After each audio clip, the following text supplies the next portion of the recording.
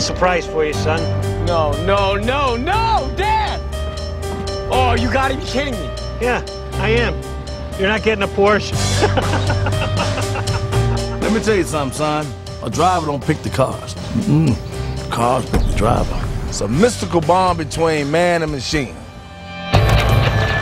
Bienvenido una vez más a RoboRaptor, tras este hiato que hemos tenido otra vez, muchas cosas que preparar para la universidad, etcétera. Como prometimos, vamos a tratar la saga ya no trilogía, saga Transformers, empezando por la primera y hasta llegar a la era de la extinción. Vamos a acabar un poco saturados y vosotros posiblemente también de explosiones, de hablar de películas un poco superfluas. Palomiteo en estado puro más que nunca. Empezamos con la primera, que salió en 2007.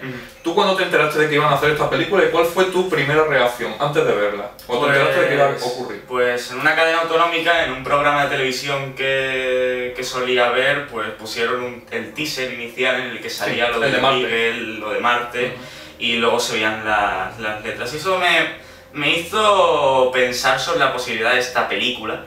Y yo visionaba algo en mi mente que podría ser lo típico que nos encontrábamos más o menos por esa época, que fuera una película donde igual nos encontramos con un robot bueno, un robot malo, se desarrollara ahí la trama y luego ya quizás dieran paso a que de verdad hubiera un ejército de robots y tal. O sea, guardarse las espaldas, invertir poco. Cuando yo fui al cine fui pensando eso porque no es una película que yo hubiera seguido. Me invitó un colega y dije, bueno, venga, vale, voy a ir a verla. Y me llevé una grata sorpresa porque me sentí como si realmente estuviera visionando un episodio de una de las series que se han hecho decenas de Transformers. No hay que centrarse solamente en la G1, que por cierto la he visto entera, y fue a posterior, después de haber visto la secuela de esta. Hay que abrir la mente y ver que ha habido muchísimas series de Transformers y muchísimas que han sido diferentes de la original. Incluso las transformaciones de Megatron, el tratamiento de los robots y tal. Y esta película pues la podemos considerar como si fuera una serie más. Y yo creo que hay que mantenerse abierto a ello. Y fue una grata sorpresa. Fue una película de acción diferente a lo que yo había visto hasta el momento. Un tratamiento de los personajes de CGI, de los robots, bastante innovador porque... Fue rompedor cuando salió. Los sentí como si estuvieran más vivos que los propios personajes humanos. Me resultaron muy simpáticos, muy interesantes y sí consiguieron motivarme para poder investigar más sobre Transformers y verme incluso la serie original. Que fue en ella en la que, si en esta me dan acción y, o sea, agilidad y de montaje, ¿no?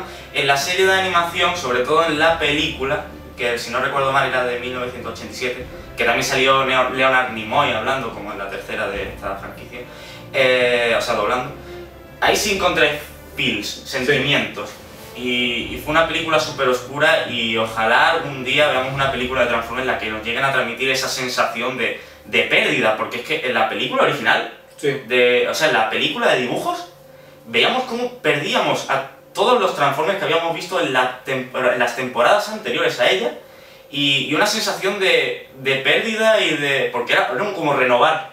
Como lo que ha hecho Michael Bay ahora con la cuarta. Renovamos, van nuevos personajes, pero los originales mueren y de una forma dramática y que a los fans pues, les dejaba sin su propia alma.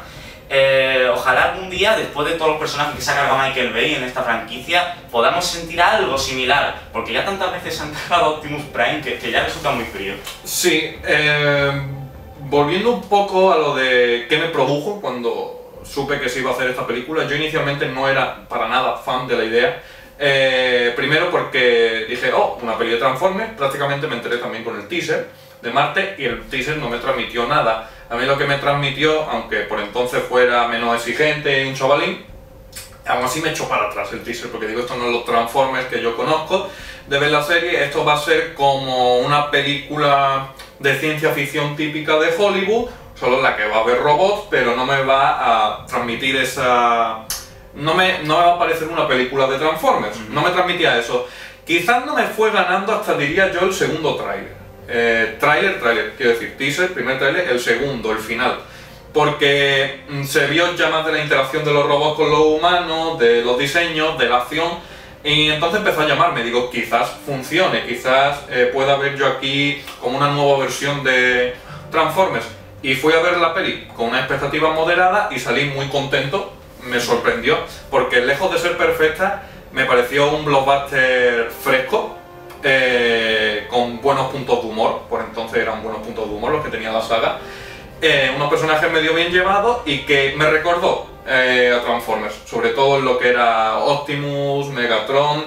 Eran reconocibles como Autobots y Decepticons, no eran simplemente reconocibles porque los llamaran así y la película tuviera otro feel. Y creo que podemos hablar primero de Michael Bay. Sí.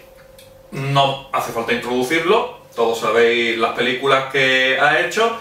Michael Bay es un poco el maestro de la pirotecnia en Hollywood, la apuesta segura de cara a blockbuster, porque sabes que al margen del tratamiento que te haga del guión de los personajes siempre te va a dar al menos un rato divertido, ¿sabes? Y se suele manejar bien. También muy positivo de este director que le gusta hacer todo lo posible que se pueda hacer práctico, hacerlo práctico. Sí, eso. Sobre todo las localizaciones. O sea, si hace falta solo cortar media ciudad para rodar Transformers, en vez de irse a un set, lo hace, etcétera, y eso es encomiable. También se gasta mucho dinero en pirotecnia, aunque le gusta demasiado esta pirotecnia, que son las chispitas estas. Sí, le encantan los flashes. Todo que se pega una hostia suelta chispas de esas. Sí. Y ya en la cuarta de Transformers es ridículo la cantidad de esa pirotecnia que aparece. Pero cuando quiera hacer una explosión nuclear de verdad, ¿sabes? Como sí. ponga. Van a salir chispazos de esas. Pero yo es un director que tampoco entiendo el odio hacia él, porque lo veo que tiene bastante definido lo que quiere hacer con su carrera, con las películas que ha hecho. Es efectivo en ello, simplemente que algunas veces se le ve desganado y la película no llega. Pero cuando la película sí funciona dentro de los márgenes que él se pone, es capaz incluso de sorprender, como con Dolor y Dinero, con películas con Dolor y Dinero. Y el resto de su filmografía, como mínimo, se me hace simpática. Al margen de 2 o 3 películas, se me hace simpática. Con algunos puntos altos como pueden ser La Roca o Bad Boys 2, etc. Se me hace un director bastante efectivo, pero que de vez en cuando se puede estancar un poco. Y le ha pasado sobre todo ahora principalmente con Transformers. Diría yo, sobre todo a partir de la segunda. Michael Bay no se quería estancar con Transformers, de hecho le costó muchísimo autoconvencerse de que quería hacerla, porque cuando leyó el guión pensó que era demasiado infantil y tuvo que Steven Spielberg meterle cizalla para conseguirlo. Yo creo que es verdad, porque siempre había estado metido en películas más adultas. Sí, le rayaba mucho. Sí. Y yo creo que es como el director de segunda unidad el mejor del mundo. Si tuviéramos que buscar a alguien para rodar escenas de acción, de pelea, sobre todo rodar acciones militares, porque yo no he visto planos de aviones como los que sabe rodar Michael Bay, que sí es verdad que a veces los repite en sus películas. Se ve que es lo que le encanta. Yo alucino, y son imágenes preciosas, porque hay que decirlo, es verdad, Michael Bay sabe rodar imágenes preciosas también, como las de los aviones. Y incluso aunque se salte el récord a veces porque la iluminación está atardeciendo, la escena está descorponada, quedan genial. Sabe quedar bien, y el ejército lo sabe, y por eso le prestan todos sus cachivaches, porque es verdad que hay una colaboración entre Michael Bay y el ejército que no se suele dar en muchos casos. Y yo he visto el making of y los mismos soldados hablan muy bien de Michael Bay, de cómo los trata y de cómo los representa, y además ellos mismos actúan en la propia película. Y también quiero mencionar un poco el estilo visual de Michael Bay, que repasando su filmografía vemos que cambia constantemente de director de fotografía, pero aún así tú puedes identificar que cada película es de Michael Bay, lo cual te da a entender que en comparación con otro director es un director que se implica mucho en la fotografía. Que ahí los directores de fotografía aportan un poco, pero el sello visual es de Michael Bay. No es como otros directores, por ejemplo, me viene a la cabeza Mark Webb, el salto de Amazing Spider-Man a la segunda, que se nota mucho el cambio de director de fotografía. Sí, la cruz. Y después veo otro trabajo del director de fotografía de Amazing Spider-Man, que es el mismo con el que ha trabajado Michael Bay en algunas, y son completamente distintas. Y Ujú. entonces ahí te das cuenta de que Michael Bay se implica mucho en la fotografía, que es lo que le gusta. Es lo que le Michael gusta Bay. de estar detrás de la cámara. Michael Bay ve la vida en amarillo. Sí. Ve la vida a Tono anaranjado. una temperatura superior a la que vivimos todos. Mujeres Tiene como anaranjadas. gafas amarillas. Mujeres anaranjadas, cañón. Sí. Y esa seña de identidad pues mola mucho también.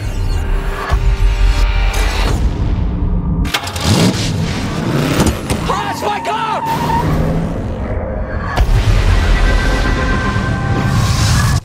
La historia ya es sabida por prácticamente todo el público. Dos razas alienígenas enfrentadas, buscando un objeto de poder, en este caso el cubo, como ellos lo llaman, la chispa vital, colisionan en la Tierra y se enfrentan en esta carrera por lo que es conseguir ese objeto y derrotar al otro llevándose a los humanos por medio. Podemos empezar hablando de Shia LaBeouf. Shia LaBeouf, que ahora está perdido, si seguís la última pero noticia. perdido en sentido físico Sí. y mental. Mentalmente, físico, de trabajo no, de trabajo sigue moviéndose tanto por Hollywood como por cosas más independientes como Nymphomaniac. Shia LaBeouf, hay muchas quejas con él en la saga Transformers. Yo las quejas con él en la saga Transformers las tengo más bien con el guión, con el tratamiento de su personaje. Porque creo que él, sobre todo en la primera película, me vendió bastante bien lo que era el personaje de este personaje del adolescente que está detrás de la chica, que es un poco pringaete, pero bueno, se las va apañando, tiene ocurrencias un poco raras, sobre todo en la primera película, que era la que tenía el rollo este más de instituto, Ahí etcétera. encajaba mejor. Sí, sí, y conforme pasaron los años también se reflejó un poco en el personaje, en la otra película, la evolución, la madurez del personaje, pero ya el guión no lo trató tan bien. Pero yo lo que te digo, Shia LaBeouf acaba cansando en la saga Transformers, simplemente porque te cansa que 3 veces se meta en estos berenjenales, el chaval, y que 3 veces salve el mundo, y que ya es un poco, a la altura de la tercera película, un poco No seguir hay- rematando las mismas Ni bromas. siquiera hay una evolución, el tío sigue siendo el mismo desde el principio hasta el final. Sí. Lo único que hace es ganar cosas. Exactamente eso. Y yo creo que él, dentro de lo que es los guiones que le dieron, a mí me cuadraba. Lo que me cansa es el desarrollo del personaje, el tratamiento del personaje. Pero él en concreto y sobre todo en esta película me parece correcto. Yo, por mi parte, me preocupa mucho el cómo los guiones se esfuerzan tanto por introducir a este personaje. Sí. Se esfuerzan incluso más que con Lois, el personaje de Lois en Man of Steel, de meterlo siempre en la trama. Sí. A veces incluso el personaje llega a tomar decisiones, cuando en realidad prácticamente en toda la saga apenas toma alguna, y cuando la llega a tomar, sobre todo en esta película, la decisión final de lo que hace con Sí. el cubo, yo me quedo en plan, a ver, tenemos el cubo, que es un objeto de poder infinito que lo están buscando los malos. Optimus quiere ponérselo para suicidarse. Es una afición que él tiene, todos Sí. sabemos, quiere suicidarse. Y Megatron dice, dame el cubo. ¿De dónde sacó la idea de hacer esa mierda? O sea, igual le daba poder infinito al malo. Es que nunca entendí eso. Yo, desde la primera vez que lo vi en el cine, siempre entendí lo que decía Optimus, lo dijo en plan sacrificio. En plan, me lo meto. Optimus dice, dámelo y con su poder destruirá a Megatron. Es que he visto esa pelea ¿Lo decía muchas así? veces, sí. Pues entonces Dámelo. entonces siempre lo he entendido mal, porque yo me acuerdo de la primera vez que en el cine lo decía en plan sacrificio, en plan, mira, me lo meto yo, me muero, pero ya no hay cubo. Dice, Sam introduce el cubo en mi pecho y usaré su poder para destruir a Megatron sacrificando mi vida. Bueno, Pero deja claro, te lo juro, deja claro que él va a usar su poder para destruir a Megatron. Pues eso siempre se me ha escapado entonces, desde la primera que lo vi en el cine y en revisionado. Pero es verdad lo que dice, siempre recae un poco el peso al final sobre él y una vez está bien, pero cuando ya pasa 2 o 3 veces es algo que no queremos perder tiempo ahora y que comentaremos cuando hablemos de la secuela. Pero sí es verdad que en la primera película vale, pero la segunda, venga. Pero ya la tercera hubiera estado bien meter. Además que tiene unos secundarios que podían llevar una película por un rollo más militar y llevar el peso de la película, Sí. como Joe Duhamel y el amigo, Sí, eso mola mucho. que podía ser como una Bad Boys con robots. Muy divertida y bastante más Y al interesante. final no han tomado el relevo ni en la cuarta. En la cuarta se ha saltado otro personaje, entonces es como una oportunidad perdida con ellos. Y en vez de eso tuvimos a Sam Witwicky 3 veces y estos a rebufo. Y quiero decir una cosa más sobre Shia. Es un actor que, pese a que no ha tenido capacidades excepcionales como otros actores, se les han dado oportunidades únicas por las que muchos otros matarían. Ha sido incluso el hijo de Indiana Jones, y ni siquiera esa oportunidad ni la ha sabido valorar, porque todos conocemos las declaraciones que tuvo contra Steven Spielberg, que hasta Harrison Ford le respondió, incluso con severidad, y se ha echado a perder todo lo que había sido en su momento. O sea, eso también hay que tenerlo en cuenta, porque a veces la gente se cree que es el ombligo del mundo y traiciona las manos que le dieron de comer. Y ahí también meto a Michael Bay, porque acabó también hasta las narices de él. Sí, y hay un rollo raro, incluso Megan Fox, etc. Ya que hemos tocado, Tyrese Gibson y Josh Duhamel representan un poco al cuerpo militar muy presente, como casi todas las películas de Bay. En esta película, destacar quizás la parte del desierto, en la que aparece Scorponok, porque desde el inicio de la película, que es muy militar, que es un muy buen inicio, un inicio explosivo en el que sale Blackout, la lía de la base, ellos escapan por el desierto y después tenemos esta escena con Scorponok, que tiene la gran banda sonora ahí de Steve Jablon, que es ese temazo, y después ya se quedan un poco por ahí pululando hasta que se les requiere en el acto final de la película. Pero yo diría que la parte más importante para ellos es el primer acto de la peli, cuando anda por el desierto. Personajes simpáticos, cumplen su cometido. Se lo he comentado a él antes de hacer la crítica. Me di cuenta pensando en esta película que tenemos un desfile variopinto de personajes, incluso algunos muy locos, como en todas las pelis de Michael Bay, porque le gusta meter locura y retratar un poco la sociedad americana en varios aspectos, siempre a través de muchos personajes. Pero en esta película todos se te hacen simpáticos. Ninguno dice tú, este me rechinaba un poco, etcétera, porque sean más o menos importantes, son simpáticos. Te dejan una sonrisa en la cara, y conforme vamos avanzando en la saga ya empieza la cosa, una caricatura muy exagerada, muy forzada. Hablaremos de ese tema más adelante. Vamos a la otra columna en el lado humano de la película, Megan Fox, que está aquí obviamente como la chica cañón, que le mola el prota, tal, lucir palmito. Aquí fue el boom de internet por Megan Fox, porque antes no se le conocía. Podría decirse que fue un descubrimiento porque ganó muchísimo la peli gracias a ella de pasta. Un boom que ella no aprovechó tampoco en cuanto a carrera, y que ha tenido que hacer las paces con Michael Bay después de meterse con él para volver a las Tortugas Ninja. Sí, ahora está reculando. Exactamente, cuando vio que con Jennifer Body y movidas de esas no le iba tan bien. No, y cuando vio que la saga de Transformers no se había caído por su falta. Exactamente. Y decir, el personaje de Miquela es un personaje que, si nos fijamos bien, más allá del físico, aporta muy poco. Tiene... El rollo de que sea mecánica... Eso es un intento para llevarnos a la escena final esta que tiene con Bumblebee, que es lo que yo decía, escena. Es un intento de darle una función al florero. Y esa función es una función que en la segunda tampoco se retoma. Tan solo se ve que su padre es mecánico, que lo rescata y tal, se ve en una escena fugaz, pero ya no se vuelve a tocar el tema nunca más. Es otro personaje sin desarrollo que... simpáticamente fue, pues, un descubrimiento, ¿sabes? Que a muchos les agradó visualmente, descubrieron su nueva musa, pero poco más que se pueda añadir sobre ella.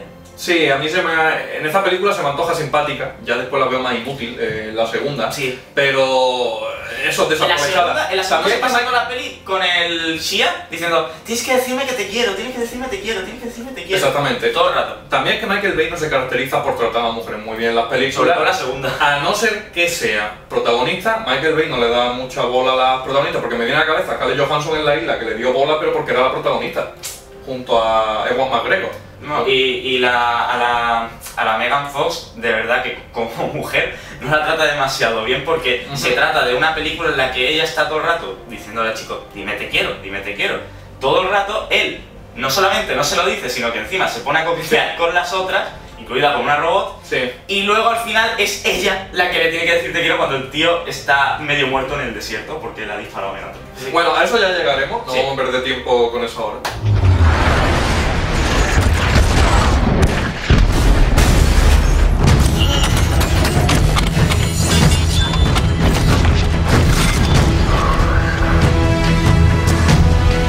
What you're about to see is totally classified.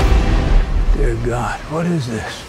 Tenemos a Rachel Taylor y Anthony Anderson como un dúo de hackers en esta película, porque primero se nos introduce a Rachel Anderson, que la contrata a los del Pentágono, a ella y a su equipo, que el equipo está ahí de fondo, para que descifren un poco la señal esta rara de los Decepticons, que se quedó como en los datos de los ordenadores de la base atacada. Y ella se lo lleva como al mejor hacker que conoce, amigo del alma. Es un neguillo de su barrio. Eso es lo que yo me refiero con que Michael Bay siempre encuentra la manera de meter como las visiones satíricas de la sociedad americana. Y entonces aquí te mete pues la típica casa de migas, la que está el primo gordo que es todo tonto, que le persigue la policía y se cae a la Que le piscina. encantaba ir al DDR. Yo, sinceramente, os voy a decir, en esta película me funciona el humor de Michael Bay, pero concretamente esta escena a mí me mató, se me hizo súper amena, y ya en el momento en que están persiguiendo al primo gordo los policías, me Pero pareció, Cristal fue apoteósico. me fue- pareció cojonudo, Fue me pareció un cojonudo. clímax perfecto para la escena de la casa. Es decir, como personajes, Sí, la escena que más me gusta de ellos dos es cuando están en el interrogatorio policial. exactamente. Sobre todo Los donuts. el monólogo de él con los donuts, Sí. fue brutal. Y de hecho, esas escenas hacen que me resulten incluso más simpáticos que la pareja protagonista. Y yo qué sé, quizás esté diciendo mucho porque la verdad es que el guión se centra más en los dos protas.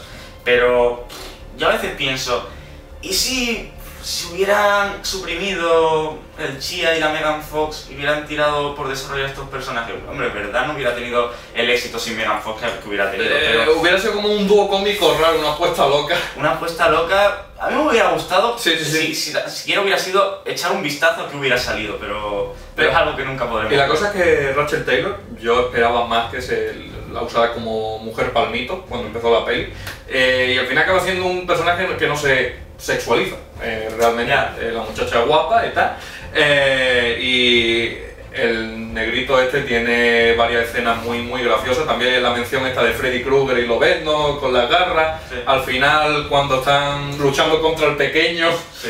en la base hackeando, etcétera, mandando los mensajes con el ordenador antiguo. Metemos también a John Boyd y John Turturro, ¿no? el desfile variopinto de secundario de esta película. John Turturro, yo lo digo desde aquí, lo reivindico en esta trilogía, en las tres películas, porque me parece el secundario más simpático. Es el mejor. Me parece el secundario más simpático, aparte que un pedazo de actor, y siempre en este tipo de papeles se ha movido muy bien. Yo en esta trilogía me parece muy simpático, incluso en la tercera. Por eso cuando lo recuperaban, aunque pareciera exagerado que siempre recurrieran a él, tenía una sonrisa en la cara, porque digo, es un tío que me cae bien. Y cuando en Esos la tercera lo sacan del coche así de esa mala manera, Exactamente. yo me preocupé por él. Sí. Dije, hostias, ¿qué le ha pasado? Que venga, poned un plano allá de él y quiero saber que está bien. Ajá. A mí me encanta y yo creo que mucha gente está de acuerdo con esto que voy a decir ahora. Por favor, Transformers 5, que sea Stanley Tucci, John Turturro. John Turturro y el Mark Wahlberg de Dolor y Dinero. Por favor, que sea eso así. Incluso que metan a The Rock. Sí. O que incluso hagan yo qué sé, una mezcla y sean los mismos personajes. A mí me extraña, Pero con eso. el rollo este de Paramount y el coqueteo ese del crossover, que al menos no hayan metido ya The Rock. Si le dan la espalda al crossover, que no lo hayan metido en esta franquicia, me extraña ya. Porque es un poco por los senderos que están tirando. Yo quiero eso. Ah. Quiero encontrarme con esa película. Y tú sabes que añadiría la mezcla. Me hubiera gustado que hubieran recuperado a Ironhide y en vez de Bumblebee ese hubiera sido el coche. Como el coche bro loco caber que le gusta dar palos. Sí, la Ha verdad que sido sí. muy bonito ver eso. John Boyd, hay muchos papeles en varias películas de este hombre que son como el ministro de defensa, el tío importante del gobierno. Quizás sea el actor que está más relajado en esta película, pero es como ese actor que dice yo puedo estar relajado, pero simplemente por ser quien soy pues estoy añadiendo caché a la película. Claro, es invertir en categoría Exactamente. y decir que... Es un poco como es Anthony bonito, Hopkins en las de Thor. es bonito ver a este actor trabajando en papeles así, Sí. aunque sean películas como Transformers, que no sean películas Sí. que vayan a ir a participar en los Oscars a Mejor Sí. Interpretación, pero siempre me alegraré de ver a este actor aquí antes que en Karate Dog, por ejemplo, que me preocupó mucho cuando vi a Josh Boyd luchando contra un Yo perro. para mí siempre el papel icónico de John Boyd, en mi memoria será el de Anaconda.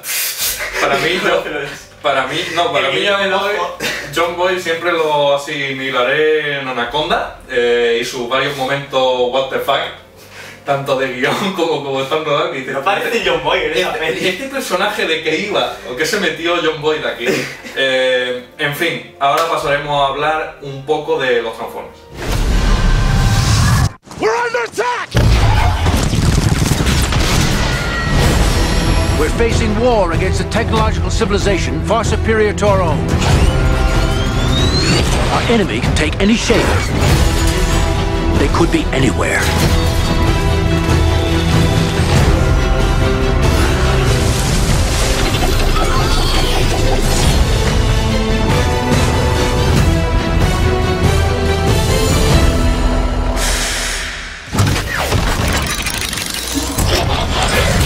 It's a robot, you know, like a super advanced robot. It's probably Japanese. Peter Cullen y Hugo Weaving interpretan a Optimus Prime y Megatron respectivamente, líderes de los Autobots y Decepticons. De entrada, tener a Peter Cullen como Optimus Prime fue un puntazo, no solo en esta película, sino en todas las películas de Transformers hasta la fecha, porque él es Optimus Prime, siempre ha sido Optimus Prime, ya sea serie, videojuego, película, y está genial oír esa misma voz en la gran pantalla porque hacía que te creyeras más al personaje. Lo que no estoy seguro del todo, no sé si tendría que escucharlo en paralelo, es si el doblaje es el mismo que el de la serie de dibujitos. ¿Aquí? Aquí. No, aquí no. Pero aún así la verdad que retrata bastante bien un poco lo que es la voz original, es un doblaje correcto. Yo quiero hablar de que esta película, si hay algo que... Es verdad que yo seguí en el making of cómo fue el diseño de los robots y tal. A Michael Bay le llegaron amenazas cuando se publicaron algunos diseños que eran conceptos de arte más alejados del producto final y le llegaban cartas amenazadoras a su casa de que te vamos a matar, has arruinado mi infancia, Transformers no es esto. Y yo quiero decir que esta película, dejando a un lado el diseño de los robots que cada vez se fue yendo más y más loco, o sea, la primera película respeta más o menos el diseño, más o menos respeta. Luego ya la segunda vemos cosas más locas como el Transformer excavadora o Devastator, ya se le va más la pinza. Los sonidos, buen toque. Personajes, los sonidos. También las voces, el contratar a estos actores, que por cierto a Starkey también lo doblaba uno de la serie original, no interpretó a Starkey, pero parece ser que sí. Hay un esfuerzo, el escarabajo que sale cuando están con el Bolivia, en lo de que le pega un portazo en la puerta de Bumblebee. Es el escarabajo original de Bumblebee, que por cierto, muy triste el fallecimiento de Bernie Mac, que falleció. Ya fue hace varios años. Sí. Y volver a verlo en Transformers pues me inspiraba bastante penilla porque era uno de mis momentos más simpáticos de la película. Un esfuerzo hay por acercarse a los fans, y creo que eso también hace falta decirlo, ligándolo con la aparición de este actor, que luego más adelante incluso vuelve Leonard Nimoy, que también salió en la película. Incluso la secuela, aunque salieron un poco más torcidos, tenemos a Leonard Nimoy, tenemos en la última a Frank Welker para Galvatron, que era la voz original de Megatron. Que Megatron no se pudo poner aquí porque lo intentaron pero no cuadraba con el personaje que habían diseñado, así que llamaron a Hugo Weaving. Exactamente. Que ahora puedes decir... Hugo Weaving, que es un actor que ha dicho públicamente que en muchos blockbusters, la gran mayoría, se mete por la pasta. Pero sin comerlo ni beberlo, pues al final lo acaba haciendo bien. Y como Megatron, vale que se utiliza la distorsión de voz y tal, pero se porta. A lo largo de las 3 películas lo hizo bastante bien como Megatron, y él mismo admite que no ha visto las películas. Hombre, me parece un poco feo, al menos por curiosidad, ver cómo, al menos verte a ti, cómo has encajado y tal, lo veo un poco ya duro, pero también es comprensible que no sea de su gusto y tal, pero eso, un poco una visión un poco demasiado materialista. Le dame el saco de dinero y ya... Sobre el personaje de Optimus Prime, fue una de las grandes sorpresas de esta película, porque sí veíamos un robot noble y admirable.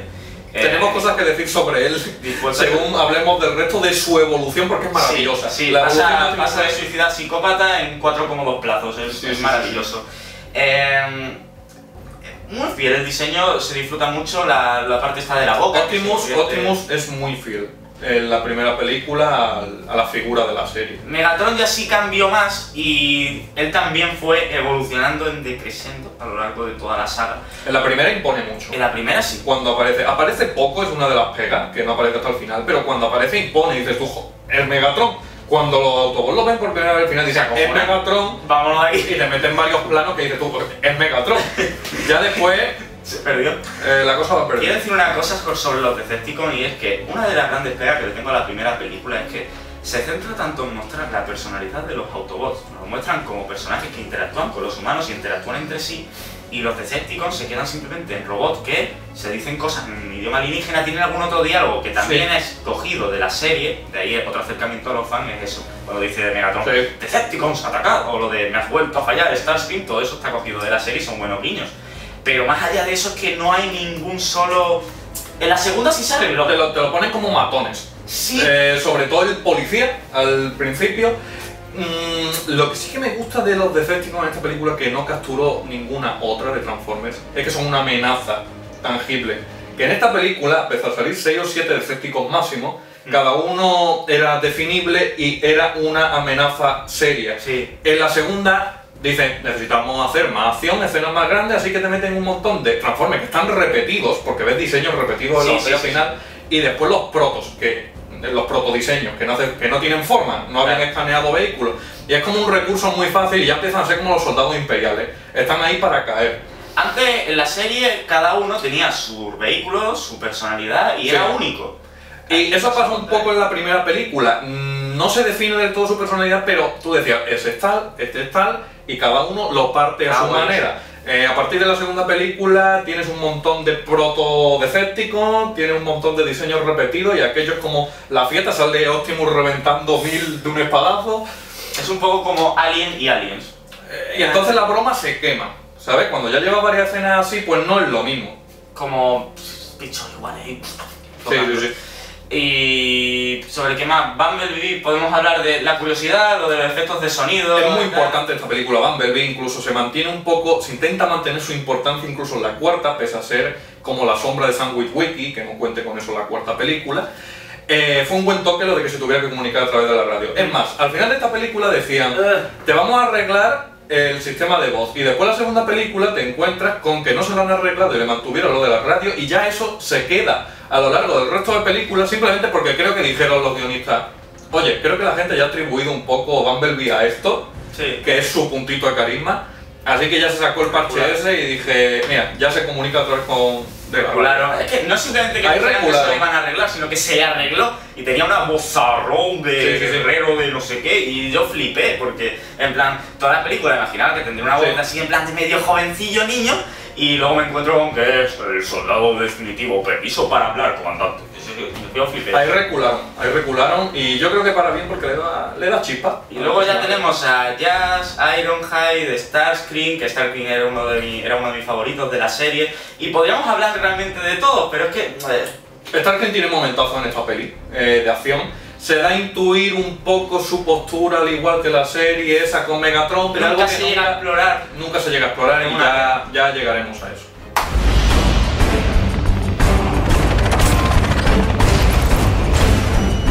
No!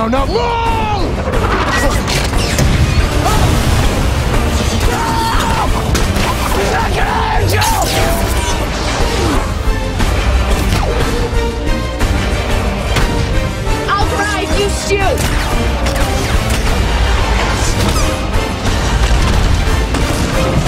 You have to get the car. Trust me. En la banda sonora ya hemos mencionado que tenemos a Steve Jablonsky, el cual ya antes había trabajado con Bale, me viene a la cabeza La Isla, no sé si alguna película más. Hombre, no hemos visto otra de Bale, pero sí lo vimos recientemente en el juego de Ender. Sí, en el juego de Ender, pero yo me refiero un poco a lo de Michael Bay, y también había trabajado en el ámbito de videojuegos en la saga Gears Software, él ha tocado y se ha marcado también buenos temas. Jablonsky a mí me parece un tío que vive un poco a la sombra de compositores como Hans Zimmer, se mueve un poco por ese estilo. Él intenta poner un poco de lo suyo, pero que por ahora no intenta, o sea, por ahora no consigue salir todavía un poco de la sombra de otros compositores más importantes, pero yo siempre he dicho que me gusta lo que hace, que al juego de Ender le puso una banda sonora muy digna. pero que todavía tiene que encontrarse un poco su propia identidad para sobresalir. Porque es muy efectivo, pero anda por ahí todavía a la sombra de otro. Un poco como Brian Tyler. Sí, aunque yo si tuviera que elegir entre Brian Tyler o Steve Jablonsky, a día de hoy yo me quedaba con Steve Jablonsky. Sí, yo también. Yo también. ¿Y tú tienes el tema favorito este de Arrival to Earth? Sí, es que este tío ha hecho muchas bandas sonoras que son muy únicas y son... Si fuera como John Williams, que cada 2 por 3 te saca con un tema maravilloso como él hizo con My Name is Lincoln en la isla, exactamente, que es súper icónico, que hasta Avatar lo usó como trailer y le quedó genial. Arrival to Earth, que es mi escena favorita de la película, Scorponok, que es otra escena icónica, su banda sonora. Tiene muchas escenas. Transformers creo que ha sido la... Quitándolo de My Name is Lincoln, es que la isla no estoy muy seguro, no me acuerdo muy bien de la banda sonora. Decir, en Transformers lo clavó y creo que se instauró su nombre. Y ojalá nos sorprenda otra vez con otra película con una banda sonora así, de esa calidad. Contribuye también un poco la banda sonora de este hombre a que esta sea como la única de la saga Transformers en la que tenía un poco sense of wonder. Sí. Esta película tiene algunos ramalazos de el Spielberg, un poco de ET, un poco de ese rollo por el principio. Es como un poquillo de rollo Amblin, de película de Amblin, un poco. Pese a ser de Michael Bay, ya es algo que ya se pierde completamente, después se diluye ya en un espectáculo más genérico. Lo último más Sense of Wonder que no Sense of Wonder, la batalla en el bosque, No, yo diría lo que es Arrival to Earth, la llegada de los Autobots y ya después ya deriva... Ya no había, ¿verdad? Sí, pero hay ramalazos de esa sensación y cuando yo la revisiono me lo sigue transmitiendo y el resto no. Entonces pasamos a conclusiones. Si quieres empiezo yo. Las pegas. Se podía haber desarrollado más a los Autobots y a Decepticons, quitando alguna escena de los humanos que simplemente era diálogo y cachondeíto entre los humanos, porque yo ya he dicho, me parece simpático en esta película, pero hay bastantes minutos que se podía recortar y darla para caracterizar más a los Autobots y Decepticons. Por ejemplo, no era tan necesario que la escena de noche en casa de Sam con los Autobots intentando esconderse y el rollo con los padres fuera tan larga, el rollo del terremoto. Esos son diálogos que se pueden recortar y se le hubiera podido dar a escenas con los Autobots, porque se intenta, por ejemplo, cuando capturan a Bumblebee, que es un buen momento emocional, y se ponen los Autobots a charlar de qué tienen que hacer y tal, ahí se caracterizan un poco. Sí. Hacían falta más escenas de esas. Y de los Decepticons eso, que realmente la mayoría no sale hasta el final y son matones. Y no se los ve interactuando entre sí, ¿no? Sí, exactamente. Es como muy efectiva primera parte, pero le acababa de faltar el pulir para que hubiera sido algo bastante genial. Yo le doy a Transformer un recomendable, porque sabe lo que es y lo hizo bastante bien, cumplió todo lo que se propuso, pero quizás le faltó un poco más de ambición para que ahora la recordáramos como un blockbuster memorable. Le faltó ambición, creo yo. Yo creo que esa película en su momento fue muy única. Creo que luego ya más adelante han salido películas que sí la ocultan y la tapan un poco, aunque siempre se considerará como una de las fue rompedor con pioneras en ese estilo.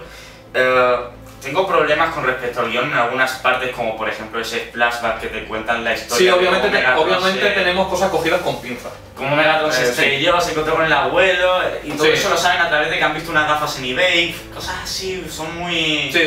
muy raras, yo qué sé. Problemas que tengo, el tema de los personajes, algunos me saturan mucho, no hay un desarrollo real de ninguno de ellos, tan solo que algunos te caen con más gracia que otros. Lo que tú has mencionado de los Decepticons y que tiene algunas... lo del guión, básicamente todo se resume a un guión cogido con pinzas en algunos puntos. Algunos cometen erratas, como lo de vamos a echar el cuerpo de los Decepticons a la fosa laurentina, la más profunda del planeta, cuando en realidad es la fosa de las Marianas. Sí, eso... raro. Cosas que ya tocaremos después, porque la segunda hay que cortar. La segunda tela. Y yo, por mi parte, sí, por innovación sí le voy a dar un recomendable alto. Y porque es que, realmente sí, si yo tengo que recomendársela a alguien... Luego ya la dejaría en el 7, como le pongo de nota a películas como Iron Man. Sí, realmente es un recomendable, pero sí es verdad, alto porque arriesgaron, no era una película fácil. Y además, de ¿cuántas veces plantear nos hemos sentado nosotros a verla y no nos hemos, o sea, aburrido en ningún momento? Y No, hemos es revisionado? una película muy revisionable, se te hace muy simpática y sí, un recomendable. Alto, le faltó eso, pulir más, ambición para llegar a ser algo más memorable, y desde aquí todo fue un poco cuesta abajo, aunque yo creo que la mayor caída la tenemos de la primera a la segunda. Y además no solo eso, sino que también surgieron los hijos de Bay que se dedicaron a hacer remakes de películas de terror, y todo esto fue a raíz de que el papi se forró a raíz de esta franquicia y empezó a soltar dinero. Remaqueadme La Matanza de Texas, remaqueadme Viernes 13, remaqueadme Pesadilla en Elm Street, y ahora las Tortugas Ninja, que aquí sí que se nota más la fórmula de Transformers, por lo visto, según los trailers, que ya veremos dentro de poco.